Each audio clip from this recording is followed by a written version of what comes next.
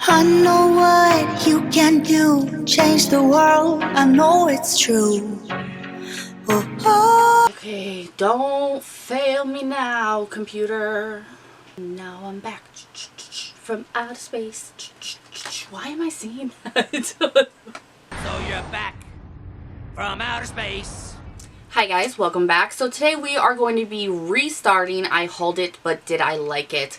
This was a staple on my channel for years, and when I stopped, took a break, when I stopped filming, I stopped those two. I have recently brought back Chat Spat as well, which we had a great conversation about Brittany and then just how the pandemic is affecting our parenting and virtual learning and all that. So if you've not seen that, I will link that down below for you guys. You can always, under any video, give me suggestions on topics to talk about, that you want to talk about, that you want to bring to the table of discussion in the comments. I will always find them anywhere. Message me anywhere, leave them in the comments. I'll get them and we'll write it down for maybe the next time. But today, I hauled it, but did I like it? Now, these are things that you may see in haul videos of mine or on Instagram. If you don't follow me there, please do, because that is where I live my life when I'm not on YouTube.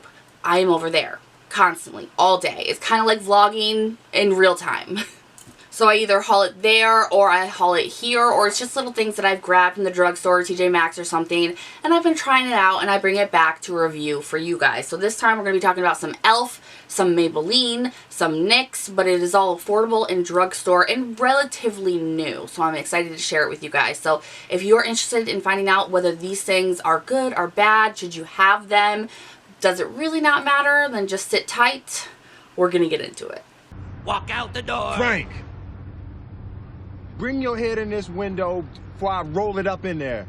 The first thing I want to talk about is e.l.f. I have a video up there where I tried this out in like a get ready with me. This is the e.l.f. Camo CC Cream color correcting full coverage natural finish. It has collagen, peptides, and niacinamide in it, as well as SPF sunscreen 30. So I like when things like this do have an SPF. It does help, but SPF in makeup really kind of, like, you really need to look at it as it does not matter. It doesn't matter. It's not going to be the only thing of sunscreen that you really need to put on, and you should be putting sunscreen on even if you don't leave your house. Do I do that? No. Unfortunately, not as much as I should, and it probably shows. So when I see that in makeup, I honestly get a little worried, because SPF in like a foundation, primer, anything like that, it tends to make me as an oily skin person very uncomfortable and greasy, and it can cause breakouts if you're acne prone, which I weirdly am. It's like I hit 30, and ever since I hit 30, I have had adult acne severely, when I had one zit my whole life when I was 16. I don't know. I don't know, but it's making me mad. When I first tried this out, I tried it out in this, which is Fair 120 Neutral. I kind of bounce back and forth between neutral and warm toned products. e.l.f., everything that I've tried from them, foundation wise, their warms are extremely yellow. Like way too yellow for even me. So I always go with neutral when I get something from them. And I bought this one myself from the actual e.l.f. site.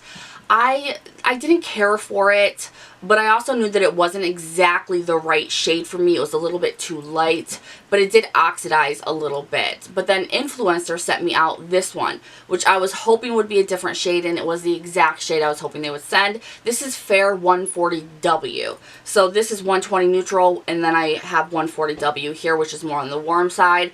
This is my perfect match. And I've told you guys in a lot of videos and on Instagram a lot that video did not work out. I also used the e.l.f. Brightening Concealer under my eye, and there was a severe amount of creping. But in the end, it wasn't these products. It was my skincare that I was trying out that was not working out well for me, and I hadn't noticed until that day.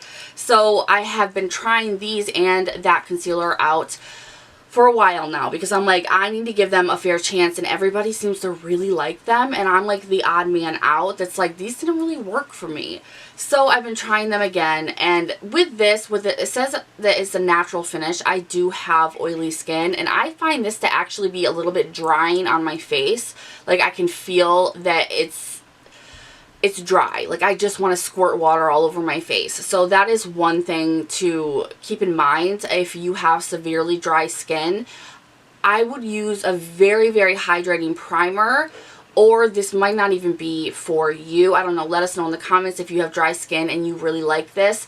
I do notice that it does give a nice powdery finished look to it, but I still set it because of the SPF within it. It's just, I've never had a product with SPF in it that I didn't need to set, because my own oils coming through it, it would just break apart. And that is something that this does do. Yesterday I went out and I had this on and I had a mask over it, and by one store when I came out, all of my little breakouts, everything that I was trying to conceal with this cream had broken away, and it was standing out like red dots all over my face. So this is in no way waterproof or water resistant or sweat proof. If you start to sweat, it's gonna break it up, like especially around your nose, your chin, and any areas that the mask may kind of rub against it. This is not going to work very well under a mask during sweating or anything like that. I do find though that this does have a lot of pigment in it, so it is definitely full coverage. It is buildable. I'd be careful though, because it can get very cakey very fast.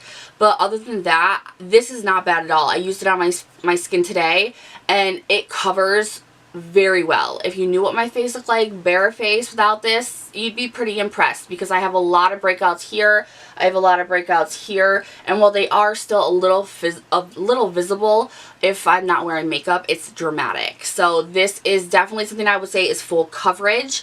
It does not look horrible. You can feel that you're wearing it. It's a little bit drying for me with oily skin, but other than that, it's not too bothersome. It's something that I can do an 8-9 hour day and be fine. It's just, it doesn't look the best at the end of that day. So for e.l.f., yes, I think this is good. I don't think it's going to work for everybody. I think that you have to be an exact match on the color or it's going to look wrong on you. But other than that, I think that it's fine. I do. I think that for the pricing, for everything that it claims, it's not a bad CC cream. And I'm definitely going to use it up. I've been using it every single day, and I've not been too upset with it. I mean, it is e.l.f. It is a lesser expensive product, so you're not going to get the best of everything, but it's good. It'll do what you need it to do, and it's the best coverage CC cream I've ever seen. And along with that, as I was mentioning, the next product is the e.l.f. This is the Flawless Brightening Concealer. This is very, very affordable. I think it was like $3. I'm not sure, but it was very affordable. Right off the bat, I can tell you I do not like the applicator. It is that paint type where you have to click it. I thought that it'd be just like most products like this, and the amount you clicked was going to be forever before anything came out. That is not the case, and it's a very thin consistency, so be careful because it comes out fast. It has a slight amount of pigment in it, and the pigment that is in it is very brightening agent. So it is brightening, but on the other hand, it kind of blends out to nothing. I've used a brush. I've used it with a brush, and I've used it with a sponge. Both, it doesn't really matter. If you have any kind of redness or darkness under your eye, this will not cover it. This isn't something that I would recommend for use under the eye at all, unless you've already had another concealer underneath it. And for anybody over 30, that's way too much concealer, and it's going to look bad anyway. So I don't know if I would recommend this. I do have another brightening concealer that I love that I got from Amazon. It's a Korean, I think it's from a company called The Same. That is so amazing. And it's so brightening, and it works so well. And I like another one from Becca Cosmetics that I have that's in a pot for brightening. This one is just not worth it. I'd rather get the Korean one off of Amazon, which is just a couple of dollars more. And it is so, it's so amazing. It's so amazing. It's perfection. So this bad boy is a big old no for me. I don't care for it. It doesn't really do much for me. I hate the applicator. And it's just, no. I would not recommend this. I wouldn't. The next thing is from Maybelline, and that is the Total Temptation Mascara. I told you guys I would be trying this out. I think on camera, I've only tried this out once in a Get Ready With Me, and I used false lashes, so that, it doesn't matter. Doesn't matter. Doesn't count. So I've been wearing this alone all day, even if I'm not wearing makeup, just so I can see under different circumstances how this is working and how I like it. I like the packaging right off. The packaging is so cute, like a matte pink. And the applicator, the consistency and formula of this mascara is pretty wet, so you have to take a considerable amount off the tip of this. But I don't really like the brush style spikes everywhere in different directions type of wand, because it does not work for my lower lashes, first off, because I have very sparse lower lashes. So I'll end up getting the product all over my under eye. I found with this that the lengthening of this is amazing. It's so good. So, so good. It doesn't have a lot of volume, but it will lift your eyelashes up. My natural eyelashes were hitting right below my eyebrows, which is unheard of for me. But I did notice that this kind of transfers even after it should be dry. It transfers throughout the day to the top of my lid. So I would see black mascara marks all over the top of my lid where my eyeshadow would normally go. And that was because it like never dried down. It was so wet. So I do think that this is a good mascara. I just don't think that it's the best out there. I have a ton of other drugstore mascaras that I would recommend over this. I do know that a lot of people are saying that it is amazing. And if you're looking for that length, you're definitely going to get it with this mascara, but it does transfer, and it's not the best for your lashes, your lower lashes. If you have very little sparse eyelashes like I do, you're going to get this mascara everywhere. I will keep you guys updated because this, I haven't had it that long, and I do like to try mascaras out 2 different ways, with right away, how is it right off the shelf, and then after a month and a half, how is it after it's dried out a little bit, because mascaras can significantly change. The formula can change for the better sometimes, a lot of times, when the mascara has dried up a little bit. I don't know why. I don't know why. That's just what I've noticed. The next product is one of the bite sizes from e.l.f. Now, I got this on their site. This is their bite size eyeshadow in cream and sugar. I believe they have a ton of these. 5, 6, I don't know, and they are so affordable, and it just comes with 4 little bite-size eyeshadows. This comes with a matte kind of flesh tone. If you're light-skinned, a flesh tone kind of sets your primer, you know, on your eyelid shade. Then you have a kind of like champagne shimmer color, then a more bronze color, and then you have a matte brown, which is dark. These are so pretty. I don't have the other shades, so I can't tell you if they're all great, but just based on this cream and sugar one, I suspect that the other ones are the same type of formula on the shadows, and they are so good. They are so good. You can do a whole look with this, traveling with this, or doing anything. I mean, it's not going to take up any room in your purse, anything. You could literally fit this in a wallet. I mean, these are just great for people who do have to travel or do makeup really quickly. You don't do a lot of significance with your eyes like what I'm wearing. You know, you just do a little quick something something. We all need to do that from time to time, so these are perfect for it, and they are worth it because the quality of the formula is so good. So good. I mean, I still remember when I would get e.l.f. products from Big Lots, and they were so bad. They were so bad that even me, not knowing about most drugstore brands and not having much experience with makeup, I was just like, they need to like do something with the formula because their stuff stinks. And now look at it. Now they're like, they're doing the damn thing. God damn! So I would highly recommend at least the cream and sugar one. I am going to pick up more when I can find them or I have the money to order them online. I'm definitely picking up more just based on this one, and I will keep you guys updated on if the other ones are good or not. I know that a lot of people, a lot of you have gotten these and other ones, I'm sure. So if you do have other ones, let us know what you think about them in the comments. So, and let me know which other one I need to get besides this one. Alright, and lastly, I want to talk about NYX. This is the High Glass finishing powder that I got from Big Lots, but is still for sale. I think it's on sale at Ulta for $6. I don't know if it still is. Don't quote me on that, but it's pretty affordable. This is such an amazing finishing powder. I would tell you guys to run out and get it as fast as possible. If you see this on sale, grab it. This is the Hourglass Ambient Lighting dupe. Like for serious dupe. I have both of them. This is exactly like that. Only this I got for $4.50. Just saying. Just saying.